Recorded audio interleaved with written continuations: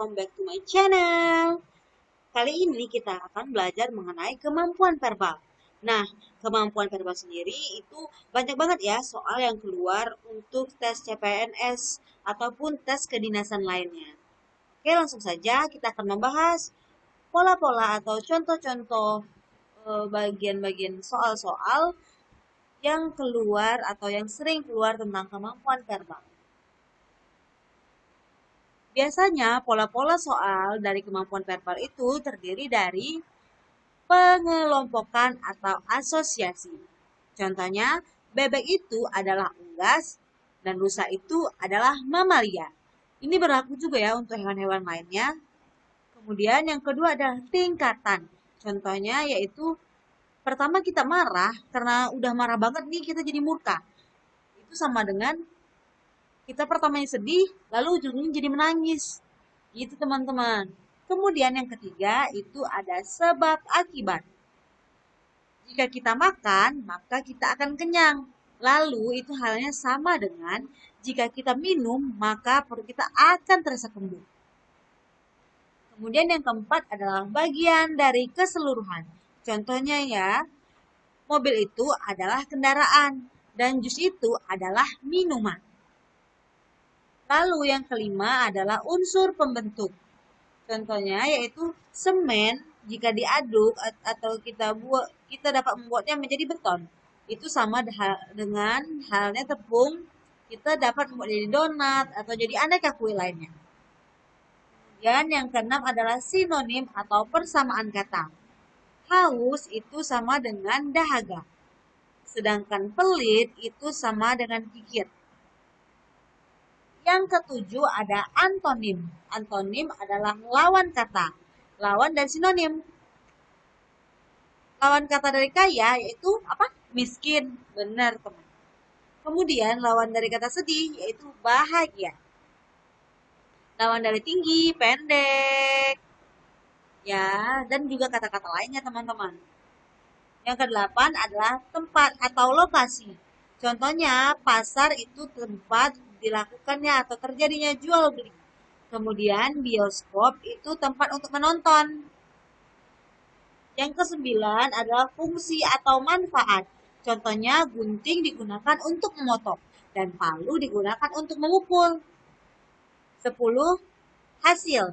Contohnya lebah itu menghasilkan madu. Kemudian sapi menghasilkan susu. 11. Sifat. Siput itu mempunyai sifat jalannya lambat. Dan jerapah itu mempunyai sifat tinggi karena lehernya panjang banget nih teman-teman. Oke? Untuk lebih memahami lagi pola-pola soal, aku udah nyiapin 10 soal nih buat kita bahas. Oke, langsung saja kita bahas. Contoh soal yang pertama yaitu ibu, anak, sama dengan suami. Jawaban A yaitu istri, B anak, C ayah, D kakek, E adik. Nah, di sini kita dapat memilih ya hubungannya terlebih dahulu. Ibu dan anak adalah memiliki hubungan keseluruhan. Kemudian, istri dan suami adalah memiliki hubungan keseluruhan. Jadi jawabannya adalah A.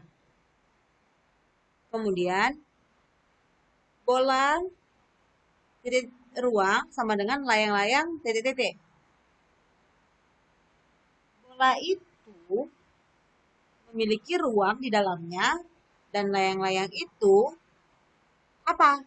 Nah, layang-layang itu kertas, B permainan, C datar, D lengkung, E lurus. Jika dari soal ini mereka mencari persamaan mengenai bangunan ruang atau bangunan. Nah, di sini bola adalah ruang dan layang-layang adalah datar. Kemudian sepeda itu rodanya 2 sama dengan becak titik-titik. Di sini kita mengetahui hubungannya adalah sepeda roda 2 dan becak itu roda berapa? Jawabannya adalah 3. Kemudian pialang.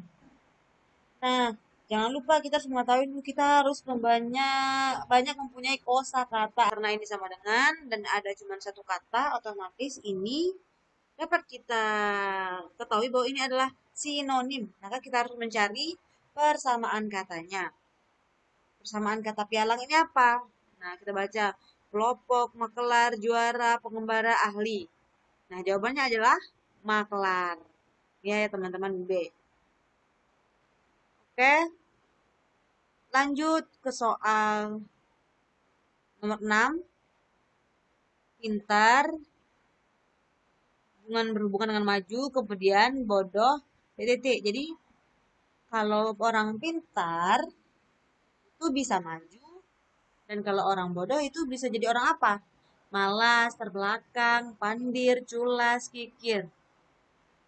Pintar itu bisa maju dan bodoh itu bisa, ini hubungannya posisi teman-teman. Jadi maju, mundur. Oke, kalau mundur artinya sama dengan terbelakang. Berarti jawabannya B. Kemudian nomor 7, mata dapat melihat dan sama dengan titik. A. Kulit raba kulit. B. Bau hidung. C. Sedap lidah. D. Tangan pukul. E. Telinga dengar.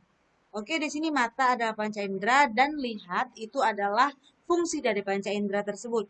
Jadi kita cari dulu di bagian sebelah sini itu harus panca indera dan di sini ada fungsi dari panca indera. Raba kulit. Ini kebalik ya teman-teman. Ini harusnya kulit dulu di sebelah sini. Kemudian bau hidung sama juga kebalik. Sedap lidah ini juga kebalik. Ini malah fungsinya duluan bukan dari jenis panca inderanya. Ini tangan pukul. Fungsi tangan itu enggak cuma memukul ya teman-teman. Jadi ini salah. Dan ini telinga itu mendengar. Nah, jawabannya pasti E. Nomor 8 yaitu bioskop, tempat untuk menonton film sama dengan titik-titik, tempat untuk titik-titik. Oke, ini yang pertama adalah kelas, tempat untuk belajar, tari, tempat untuk sanggar, yang ketiga belanja, tempat untuk pasar, drama, tempat untuk teater, dan lari, tempat untuk lapangan. Di sini memiliki hubungan yaitu nama tempat atau nama suatu tempat, kemudian dia fungsinya untuk apa. Jadi, sini kita cari dulu fungsinya. Oke, kita cari kelas untuk belajar. Bisa. Kemudian tari, tempatnya untuk sanggar. Salah, karena ini kebalik ya teman. Harusnya sanggar untuk menari. Bu. Kemudian ini yang C juga belanja untuk pasar, kebalik. Drama untuk teater, kebalik juga. Lari untuk lapangan, kebalik juga teman-teman.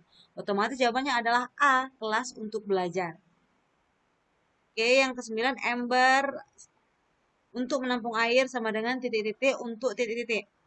Jadi, lemari untuk meletakkan pakaian, oke bisa jadi. Sup untuk meletakkan mangkok, kebalik ya teman-teman. Payung untuk hujan, bisa jadi. Kemudian rokok untuk asbak, kebalik teman-teman. Nasi untuk piring, kebalik juga. Tapi antara lemari untuk pakaian dan payung untuk hujan itu lebih tepatannya itu lemari untuk menyimpan pakaian teman-teman. Tempat untuk menyimpan karena yang payung untuk hujan ini cuman untuk sementara teman-teman, bukan untuk menyimpan sih, lebihnya untuk melindungi kita dari hujan. Jadi jawabannya adalah lemari pakaian. Nomor 10 yaitu wajan digunakan untuk masak sama dengan titik-titik untuk titik-titik. Nah, yang A adalah kertas untuk tinta, B. Jalan untuk macet, C. Pena untuk tulis, D. Lemari untuk es, E. Cat untuk kuas. Di sini adalah hubungan alat dan fungsinya. Otomatis kalau yang A ini bukan alat terlebih dahulu ya teman-teman, ini malah fungsi, ini nggak ada hubungannya teman-teman. Jalan untuk macet juga enggak. Pena untuk nulis, pena fungsinya menulis. Oh bisa jadi. Lemari untuk es, enggak ya teman-teman. Lemari tadi untuk pakaian. Kemudian cat untuk kuas. Ini kebalik juga, harusnya kuas untuk cat. Berarti jawabannya adalah C, pena untuk tulis. Hahaha, kita udah selesai nih membahas 10 soal yang rata-rata hampir sama, hampir mirip dengan soal-soal CPNS sebelumnya. Oke, stay tune terus ya di channel aku dan jangan lupa tonton short video aku. Jangan lupa like, comment, dan subscribe. Bye-bye.